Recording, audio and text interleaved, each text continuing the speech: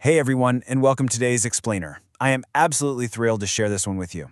We're going to be unpacking a really fascinating biological field note, one that's derived from a super ancient, vivid piece of text. We're looking at a creature of just staggering proportions today, the great Oliphaunt of the South. Seriously, get ready because the imagery we're about to dig into is fantastic.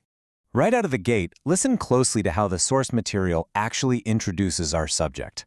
Gray as a mouse, big as a house.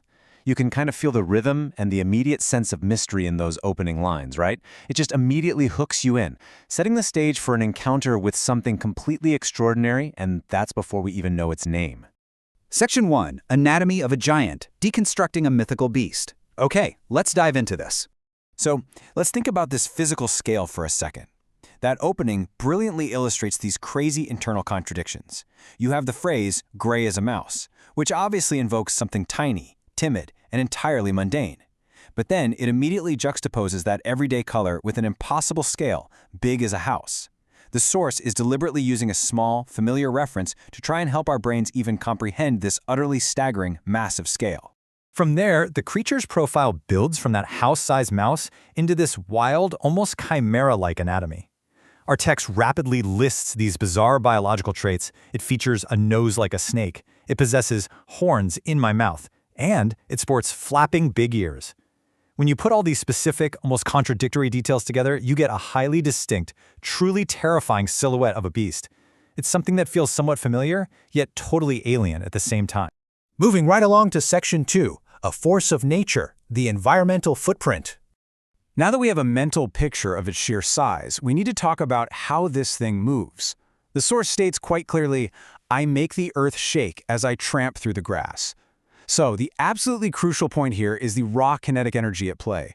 We're not talking about a ghost or some floating myth. The text grounds its movement heavily in the physical world. Just imagine the immense, literal seismic weight required to shake the earth with every single footstep just from walking through some grass. Actually, scratch that, it goes way further than just shaking the ground. Listen to this. Trees crack as I pass. The destructive force of this giant in motion is absolute. It doesn't delicately walk around obstacles in its habitat, it walks directly through them. It's this unstoppable force of nature, just indiscriminately pushing through the landscape and snapping solid timber as it goes.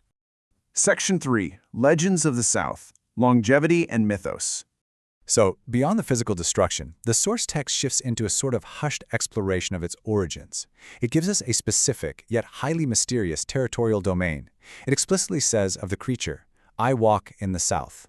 It just claims this entire geographic origin as its own, stamping a legendary, permanent territorial footprint onto these southern lands. Now, what's really interesting about this is the time scale involved. The text describes the creature stumping around and round for an amount of time that is beyond count of years. It's a completely unquantifiable age. That detail elevates the beast from just being a giant animal to an ancient, enduring myth, something that has quite literally outlasted human memory and record-keeping entirely. Which brings us to what I think is a fascinating biological impossibility. I really want you to think about this for a second. How does a creature never lie down? Our source insists that despite stumping round and round for those countless years, this colossal being remains perpetually on its feet. Just think about the stamina, the sheer biomechanics of a living creature that absolutely refuses to rest. The text states its rule plainly. Never lie on the ground, not even to die. And this is where the biology shifts fully into this eerie, reverent mythos. Even in the face of death, this colossal beast refuses to fall over. It implies that when its uncountable years finally do come to an end, it just remains there. It becomes a standing monument, a permanent, kind of tragic fixture of the very landscape it once shook. So, what do we actually call this towering titan? Well, the text playfully provides its own definition right at the end.